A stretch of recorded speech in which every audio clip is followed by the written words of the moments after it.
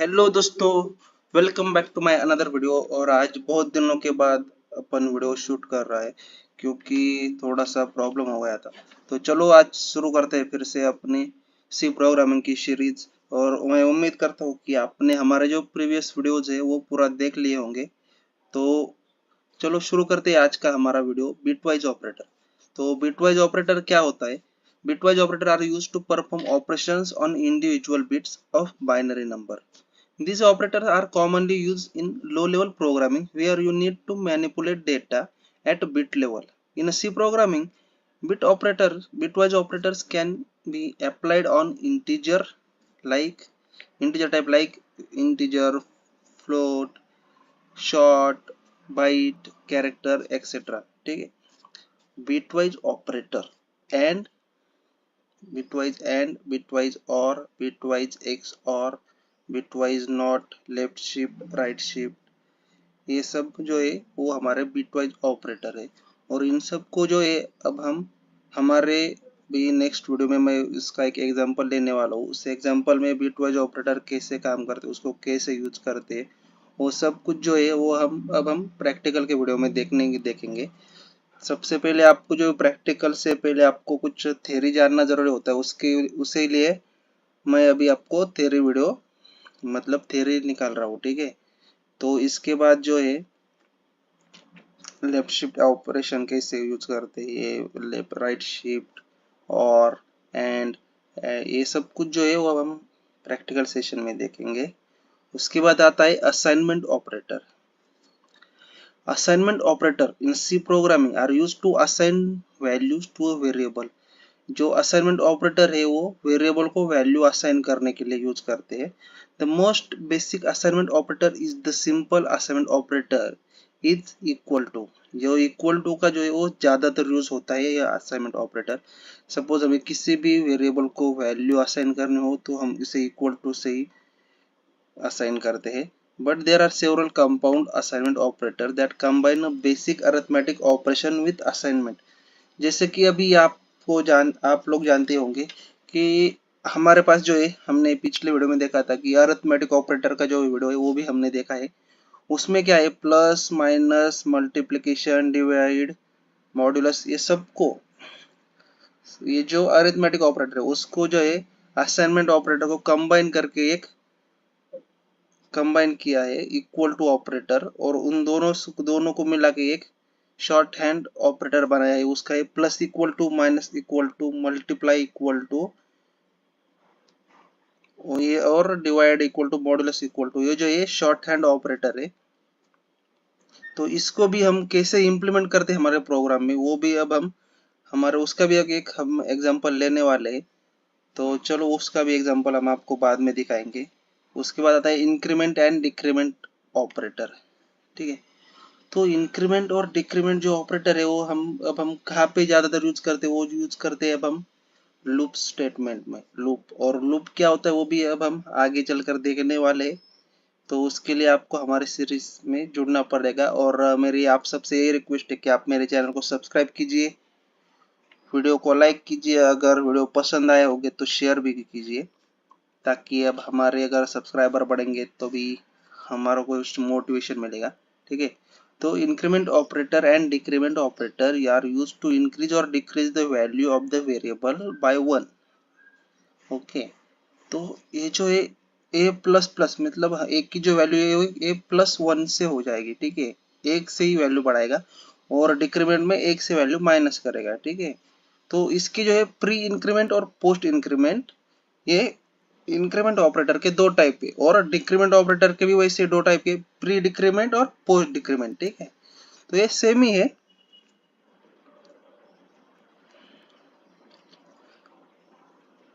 Pre increment में क्या होता है कि वेरिएबल की जो वैल्यू है उसको पहले इंक्रीमेंट करते हैं और फिर वो असाइन करता है। ठीक है, और पोस्ट इंक्रीमेंट में वैल्यू को जो हमारी जो वैल्यू है उसको पहले असाइन करेगा और उसके बाद उसको इंक्रीमेंट करेगा। और ऐसा ही सेम फॉर्मेट जो है वो डिक्रीमेंट में होता है। डिक्रीमेंट में क्या करता है, the value of the variable is decrement first and then decrement value is use in expression. मतलब एक्सप्रेशन में जो है वो बाद में उसको पहले वो डिक्रीमेंट करेगा और उसके बाद जो डिक्रीमेंट होने के बाद जो वैल्यू आएगी वो उस एक्सप्रेशन में वो सेंड करेगा। और पोस्ट डिक्रीमेंट में क्या होता है, जो वैल्यू है वो उस वेरिएबल में यूज हो जाएगी, उस एक्सप्रेशन में यूज हो जाएगी, और उसके बाद जो वैल्यू आएगी उसके बाद जो आंसर होगा उस आंसर में से वो वैल्यू को डिक्रीमेंट करेगा। तो ऐसा होता है प्री इंक्रीमेंट और पोस्ट इंक्रीमेंट। प्री इंक्रीमेंट वो अब हमने देख लिया, अभी इंक्रीमेंट डिक्रीमेंट क्या है वो आप सबको समझ में आ गया होगा। उसके बाद हम देखो अभी हमारा अगला जो टाइप है वो है टर्नरी ऑपरेटर। मतलब ये जो ये शॉर्ट हैंड प्रॉपर्टी है, जो ये क्या करता है, हम जो इफ एल्स वो नेस्टेड इफ एल्स की जो कंडीशन है उसको यूज करते हैं ना, उसको हम शॉर्ट हैंड कैसे यूज करते हैं, बाय यूजिंग टर्नरी ऑपरेटर। इसका भी हम अब हम एक जो एग्जांपल है वो आगे जाके देखने वाले। तो सबसे पहले टर्नरी ऑपरेटर क्या होता है और ये वर्क कैसे करता है वो हम समझ लेते हैं। अगर ये समझ में आएगा तभी आपको जो ये प्रैक्टिकल में समझ में आ जाएगा। ठीक है, तो क्या होता है कुछ, ठीक है। तो conditional, the ternary operator is a shorthand way of performing a simple condition check in C program. ठीक है, it allow you to assign a value to a variable based on a condition, all single line of code। जहाँ पे हमें if else में क्या करना का पड़ता है, कम से कम 8-10 लाइन का कोड लिखना पड़ेगा। उसके बाद हमें वहाँ पे उसको एक मैसेज देना पड़ेगा। अगर हम सपोज हमें ग्रेटर देन 2 नंबर है उसमें से हमें ग्रेटर निकालना है, तो उसमें हमें क्या करूंगा, इफ नंबर जो है नंबर को कंपेयर करना पड़ेगा, उसके बाद एक मैसेज देंगे कौन सा नंबर ग्रेटर है, और फिर उसके बाद एक एल्स में जो है वो वहां पे भी हम एक मैसेज देंगे, अगर वो ग्रेटर नहीं है तो ये वाला ग्रेटर होगा। ठीक है, तो इन सब जो है मतलब ये कम से कम 5-6 या फिर 10 लाइन का कोड हो जाएगा।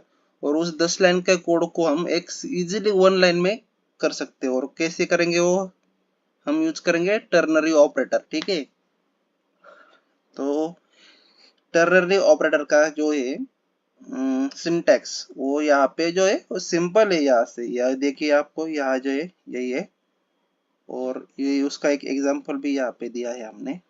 ठीक है, तो इसमें क्या होता है, कंडीशन टू ट्रू एक्सप्रेशन और फॉल्स एक्सप्रेशन। ठीक है, कंडीशन क्या है, the expression to evaluate which return either true और फॉल्स। ठीक है, the true expression, the value of expression to return if the condition is true। false expression क्या होता है, the value of false expression is returned if the condition is false। अगर false होगा तो false दिखाएगा और true होगा तो true पे आएगा। ठीक है, तो इसके बाद अभी हमें क्या देखना है, कोमा ऑपरेटर। इसको क्या बोलते हैं, सेपरेट ऑपरेटर करते हैं। वो जो यहाँ पे हम अगर कुछ वेरिएबल को डिक्लेयर करना है, अगर सपोज एक ही टाइप के, तो वहाँ पे हम क्या करते हैं, integer a comma b comma c ऐसे एक ही बार डिक्लेयर कर सकते हैं। तो नहीं तो हम कुछ बार क्या करते हैं, int a int b int c ऐसा बार बार डिक्लेयर करते हैं। उससे अच्छा है कि हम कोमा ऑपरेटर को यूज करके एक ही बार डेटा टाइप लगा के सारे सेम डेटा टाइप की वेरिएबल को डिक्लेयर कर सकते हैं ऐसा। और वहाँ पे हम अब कुछ और भी यूज करते हैं, वो अब हम बाद में भी देखेंगे। तो चलो, पॉइंटर ऑपरेटर। पॉइंटर ऑपरेटर क्या करता है, pointer are a powerful feature that allow you to directly access and manipulate memory location। The pointer operator in C programming are used to work with pointer। ये जो है किसी another variable के address के through variable को access करता है। ठीक है, तो पॉइंटर जो है ये हमारा जो सी प्रोग्रामिंग का सबसे इम्पोर्टेंट टॉपिक है। वो हम जो है पहले हम यहाँ पे अभी तक हम चल रहे इफ एल स्टेटमेंट शुरू करने वाले, उसके बाद control statement, flow control statement, और उसके बाद फंक्शंस में फंक्शंस, एरे, और उसके बाद हम देखेंगे पॉइंटर्स। ठीक है, तो अभी यहाँ पे बताया तो आपको कुछ समझ में नहीं आएगा, तो अब इसको जो है अब हम बाद में देखेंगे, जहाँ पे एरे के बाद, और मतलब एरे जैसे शुरू हो जाएगा वहां पे अब हम एरे के साथ साथ पॉइंटर भी पढ़ना शुरू करेंगे। ठीक है, अगर आपको जो ये वीडियो है मेरा वो अच्छा लगा हो तो प्लीज चैनल को सब्सक्राइब कीजिए, लाइक कीजिए और वीडियो को शेयर भी कीजिए। तो चलो मिलते हैं अब हम हमारे नेक्स्ट वीडियो में। और अभी जो है नेक्स्ट वीडियो में हम अपना कंडीशनल स्टेटमेंट शुरू करने जा रहे हैं। तो चलो मिलते हैं अब हमारे नेक्स्ट वीडियो में। Bye bye.